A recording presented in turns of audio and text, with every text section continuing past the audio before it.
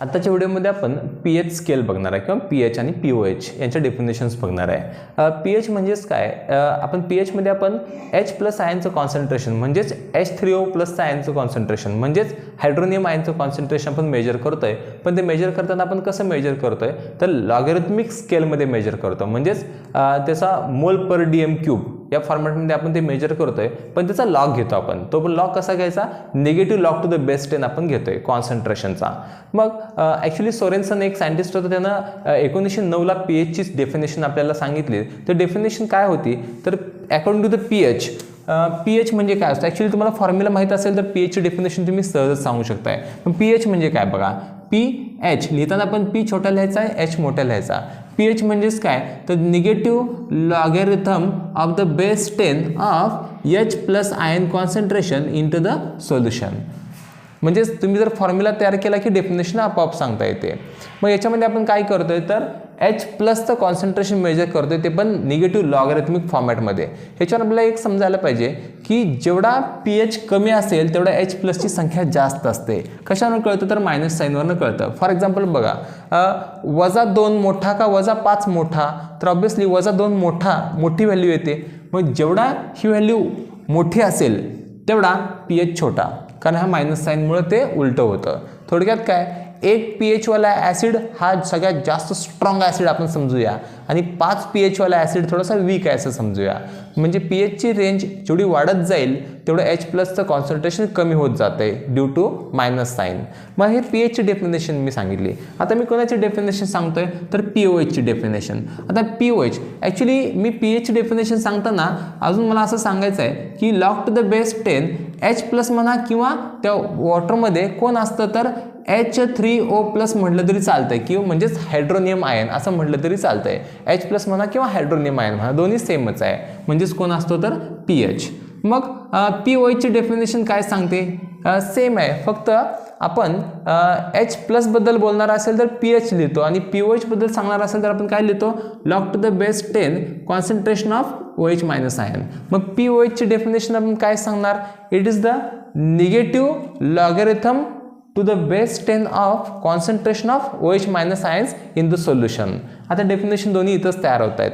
मग आता आपण काय बघायला पाहिजे तर सोल्युशनमध्ये जेवढे H प्लस जास्त असतील कुणापेक्षा तर OH मायनसपेक्षा जेवढे जास्त असतील तेवढा तो ॲसिडिक असतो. आणि जर सोल्युशनमध्ये OH मायनसची संख्या जेवढी जास्त असेल कुणापेक्षा तर H प्लसपेक्षा तेवढा तो बेसिक नेचर असतो. आता आपण इथून पुढं काय बघायला पाहिजे तर पीएच आणि पीओएचचं रिलेशन आणि पीएचची स्केल काय आहे तर ती आपण बघूया. आता आपण बघूया relationship between pH and pOH. आता ह्या रिलेशनमध्ये काय आहे तर बघा, आपल्याला आयनिक प्रॉडक्ट ऑफ वॉटर माहिती आहे, मागच्या लेक्चरमध्ये मागच्या व्हिडिओमध्ये आपण बघितले. आयनिक प्रॉडक्ट ऑफ वॉटर म्हणजे कोण तर तुमचा KW इज इक्वल्स टू आपण किती बघितला होता, त्याची व्हॅल्यू पण आपण कॅल्क्युलेट केली होती. ते किती होती व्हॅल्यू तर बघा, KW is equals to concentration of H3O plus into concentration of तर OH मायनस. तर याची व्हॅल्यू किती आपण काढली होती तर 1 × 10⁻⁻14 ही व्हॅल्यू आपण कॅल्क्युलेट केली होती. मग आपण काय करू शकतोय तर याची व्हॅल्यू किती आहे तर 1 × 10⁻14. मग आता आपण असं करूया बघा, concentration of H3O plus into concentration of OH minus is equals to किती आहे व्हॅल्यू 1 × 10⁻14 ही व्हॅल्यू आहे. मग आता आपण काय करूया तर दोन्ही साईडला लॉग घेऊया. दोन्ही साईडला लॉग घेणार असेल तर ह्या दोघांचं मल्टिप्लिकेशन असेल तर लॉगची काय होते सम होते. मग बघा बरं, log to the base 10 concentration of H3O plus into असल्यामुळे लॉगची काय होती सम होते. मग log to the base 10 concentration of OH minus ion. मग आता याचा लॉग किती येतो तर याचा लॉग 10⁻⁻14चा लॉग किती येतो तर -14 डायरेक्ट तुम्ही लिहू शकताय. तर याचा लॉग एवढा आला. मग आता आपण काय करायचं बघा, तर हा मायनस साईन जर इकडे दिला तर काय होईल इथं तर बघा minus log to the base 10 concentration of H plus किंवा H3O प्लस, H प्लस किंवा H3O प्लस प्लस हे समजून घ्या. आता हा एक दुसरा कोण आहे तर minus log to the base 10 concentration of OH minus ion. आता समजून घ्या is equals to minus sign इकडे दिल्यामुळे हा झाला प्लस, हा झाला +14 झाला. आता बघा तर अकॉर्डिंग टू द पीएच, आता बघा पीएचची डेफिनेशन काय सांगते, minus log to the base 10 H3O plus ion. बघा बरं, minus log to the base 10 H3O plus ion म्हणजे कोण आहे तर पीएच आहे.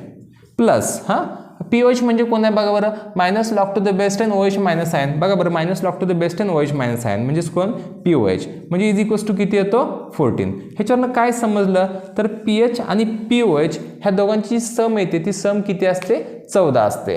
आणि ती सम आपण कशी कॅल्क्युलेट केली तर विथ हेल्प ऑफ आपण आयनिक प्रॉडक्ट आपण ती कॅल्क्युलेट केली. मग याच्यामध्ये तुम्हाला एक समजून घ्या, ह्या डेफिनेशन एवढं कळतं की PH जर तुम्ही बघितलं, आजपर्यंत आपण PH हा शब्द बऱ्याच वेळेला ऐकला आहे, पण POH हा शब्द जास्त ऐकला नव्हता. मग आपण जनरली बेसिक सोल्युशन जरी असलं तरी PHच सांगतो. थोडक्यात 1 ते 7 असतो तो आपण ॲसिडिक कन्सिडर करतो, 7ला न्यूट्रल कन्सिडर करतो आणि 7 ते 14 बेसिक कन्सिडर करतो. मग ह्याच्यामध्ये आपण काय सांगतो तर 1 ते 7 ज्यावेळेला तुम्ही जाताय त्यावेळेला H प्लसचं कॉन्सन्ट्रेशन आहे ना ते थोडं कमी होत जातं. मग कमी होत जातं म्हणजेच कसं, जेवढं तुम्ही PHची व्हॅल्यू वाढत जाईल 1 2 3 4 5 तेवढं H प्लस कमी होत गेले, याचा असा पण अर्थ निघतो की OH मायनसची संख्या वाढत गेली. आणि ज्याला बरोबर 7 हा नंबर येतो त्यावेळेला काय होतं तर H प्लसची संख्या आणि OH मायनसची संख्या ही इक्वल होते, सेम होते. मग दोन्ही इक्वल असेल तर आपण त्याला ते सोल्युशन हे न्यूट्रल असं समजतो.